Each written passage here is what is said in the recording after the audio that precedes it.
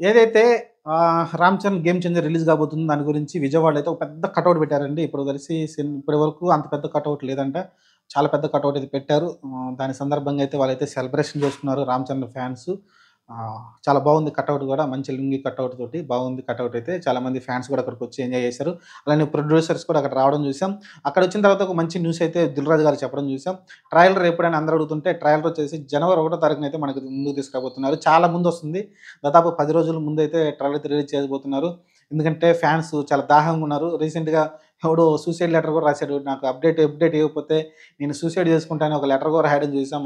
రామ్ చరణ్ గారికైతే. ఇలాంటి పిచ్చి పిచ్చి పనులైతే చేస్తున్నారు రామ్ చరణ్ ఫ్యాన్స్ అయితే. దాని గురించైతే నిన్నైతే అప్డేట్ ఇచ్చాడు 'దిల్ రాజు' గారైతే నిర్మాత. దాదాపు 1 తారీఖైతే ట్రైలర్ రాబోతుంది. ఇంకా నాకు తెలిసి 2 ట్రైలర్లు వస్తాయి నాకు తెలిసి.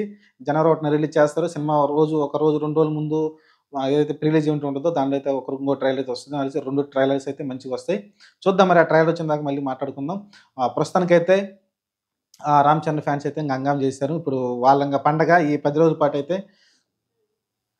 'రామ్ చరణ్ గేమ్ చేంజర్' పండుగ నడుస్తుంది. మొన్న రీసెంట్‌గా అక్కడ కూడా చేశారు కదా! యూఎస్‌ఏలో అది కూడా నిన్న వీడియో రిలీజ్ చేశారు. ముందే అక్కడ జరిగింది. దాన్ని మళ్ళీ అయితే అందరికైతే రిలీజ్ చేశారు మొత్తంగా. చూసాను అది కూడా బాగా చేశారు. అలానే 'రామ్ చరణ్' మంచి మాటలు మాట్లాడడం చూసాం. అలానే 'శంకర్' గారు అలానే చాలామంది మాట్లాడడం చూసాం.